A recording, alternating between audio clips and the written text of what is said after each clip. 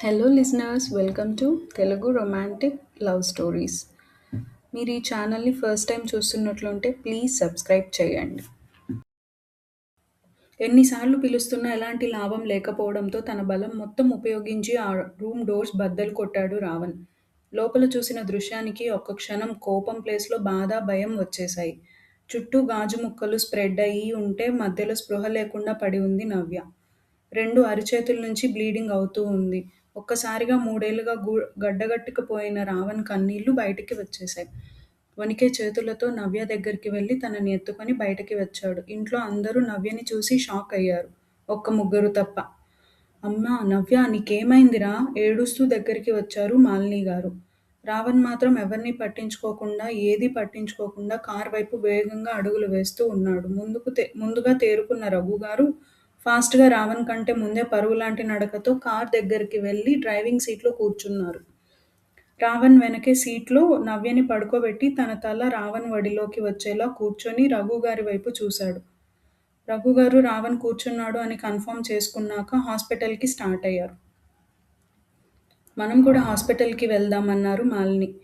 ఏం అవసరం లేదు. అయినా ఇంత రాత్రి వేళ పెళ్లి కాని ఆడపిల్లని తీసుకొని హాస్పిటల్‌కి వెళ్ళడం ఎందుకు? ఏం అవసరం లేదు. ఉండండి. వెళ్లారుగా ఇద్దరు మూతి తిప్పుకుంటూ నిష్ఠూరంగా మాట్లాడారు బామ్మగారు. అమ్మా, నాకంటే పెద్దదానివై బ్రతికిపోయావు. లేదంటే ఇప్పుడే నిన్ను చంపేసేదాన్ని. నేను వెళ్తున్నాను. ఎవరైనా వస్తాను అంటే రండి అన్నారు సీరియస్‌గా. నేను నా మనవరాలు రాము. నువ్వు రావే శ్రీజ అంటూ తనని తీసుకొని లోపలికి వెళ్ళిపోయారు బామ్మ. మాలిని గారు ఒక్కరే కారు వైపు వెళ్తూ ఉంటే మాలిని ఆగు, నేను కూడా వస్తాను అన్నారు సుమిత్ర. రావదినా అంటూ తనతో పాటు వెళ్లారు. శ్రీధర్ గారికి చెన్నైలో మీటింగ్ పని అవ్వకపోవడంతో ఆ నైట్ అక్కడే స్టే చేయాల్సి వచ్చింది. అమ్మమ్మ, దానికి ఏమైందంటావ్? అనింది శ్రీజ. నాకు మాత్రం ఏం తెలుసే? నీకు ఎంత తెలుసో నాకు అంతే తెలుసు. కానీ ఆ నవ్య మాత్రం హాస్పిటల్ నుంచి అట్టే పైకి పోతే బావుండు. నీకు నీ బావకి పెళ్ళికి ఎవ్వరూ అడ్డు చెప్పేవాళ్ళే ఉండరు అన్నారు బామ్మ. ఇదిగో మనం ఇలా ఆలోచిస్తున్నామని బావకి తెలిసినా కూడా మనల్ని చంపేస్తాడు. అది గుర్తుపెట్టుకో అమ్మమ్మ. గోడలకు కూడా చెవులుంటాయి అంది శ్రీజ.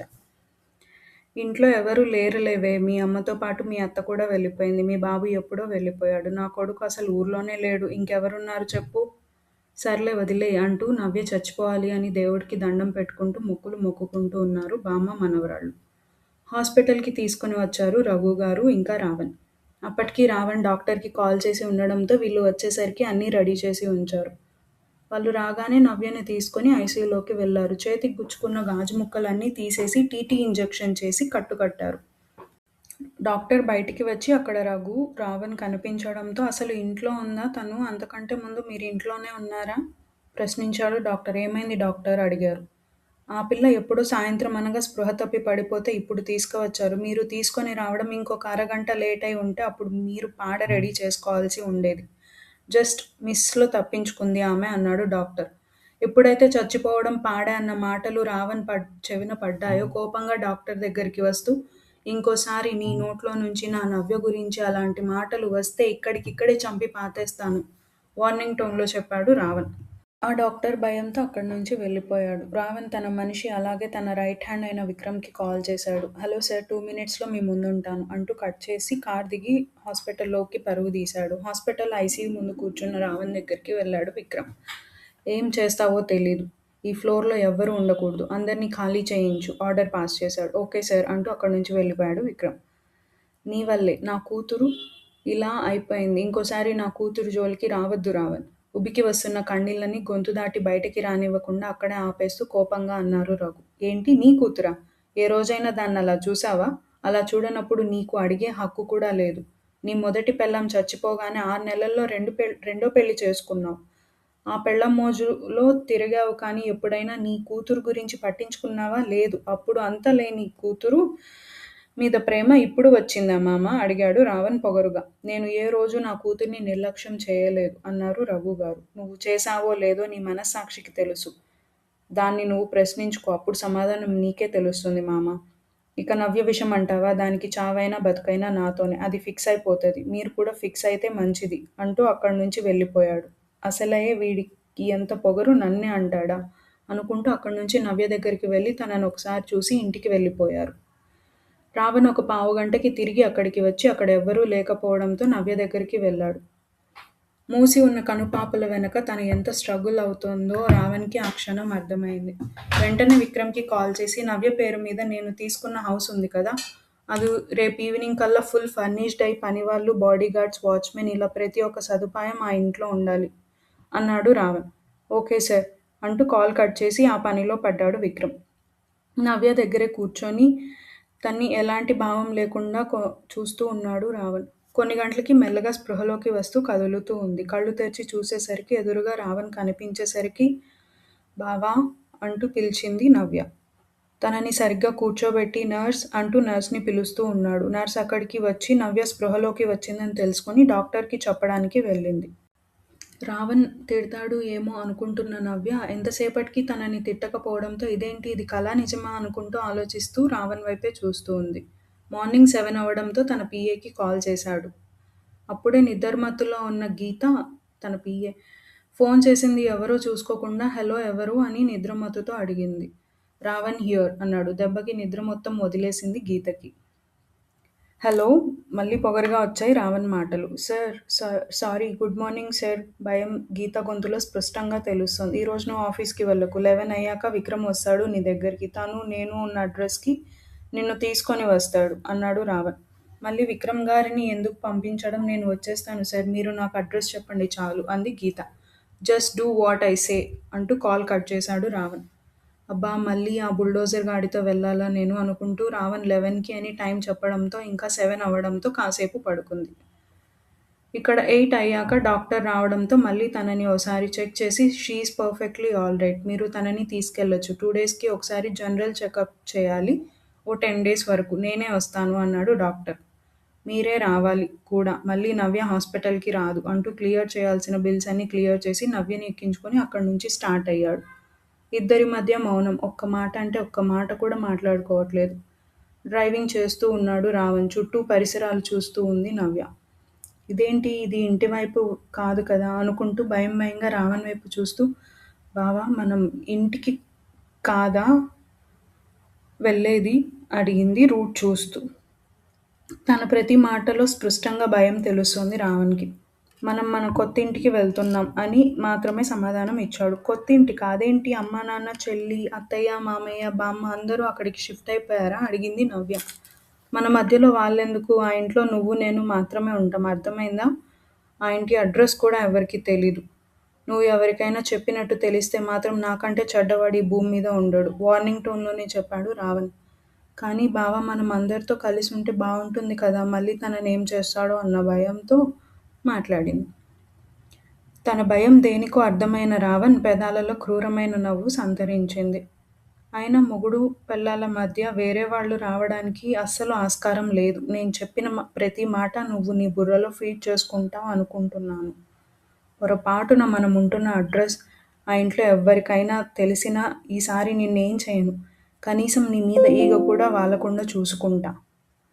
కానీ నువ్వు ఎవరికైతే అడ్రస్ చెప్పావో వాళ్ళని మాత్రం చంపేస్తాను. అది నీ తండ్రైనా, నా తండ్రైనా, నా తల్లైనా, నీ తల్లైనా వావి వరుసలు లేకుండా చంపేస్తాను అన్నాడు రావణ్. వద్దు బావా నేను ఎవ్వరికీ చెప్పను ప్రామిస్ ఎవ్వరికీ చెప్పను అంటూ భయంగా కూర్చుండిపోయింది నవ్య.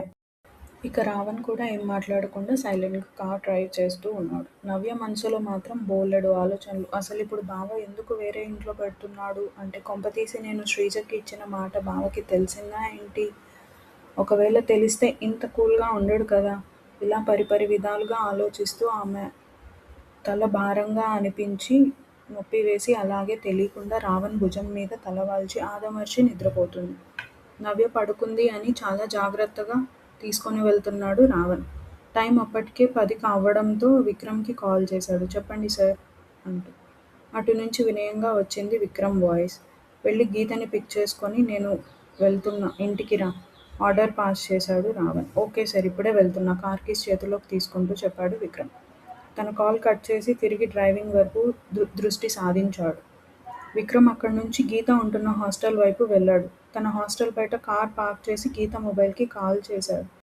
అప్పుడనగా ముసుగు తన్ని పడుకున్న గీత పాప ఇంకా నిద్ర లేవలేదు. లీలగా వినిపిస్తున్న ఫోన్ సౌండ్‌కి నిద్ర మత్తులోనే చేతిలోకి ఫోన్ తీసుకొని ఆన్ చేసింది. హలో విక్రమ్‌ని నీ హాస్టల్ ముందున్నా ఫాస్ట్‌గా కిందకి రా వస్తే ఆఫీస్‌కి స్టార్ట్ అవ్వాలి. ఖంగు ఖంగుమంటూ గాంభీర్యంగా వినిపించిన విక్రమ్ వాయిస్‌కి దెబ్బకి నిద్రమత్తు మొత్తం వదిలిపోవడంతో పాటు భయం కూడా స్టార్ట్ అయింది. వస్తున్నా 5 మినిట్స్ అంటూ గబగబా కాల్ కట్ చేసి ఏంటోనే గీత నీ జీవితం. నీ బాస్‌కి భయపడి వాడి కింద పనిచేసినోడికి కూడా భయపడుతున్నావంటే నీకంటే దౌర్భాగ్యం ఏం లేదే అనుకుంటూ ఫాస్ట్‌గా 10 నిమిషాల్లో రెడీ అయ్యి 15 నిమిషాలకి కిందకి దిగింది.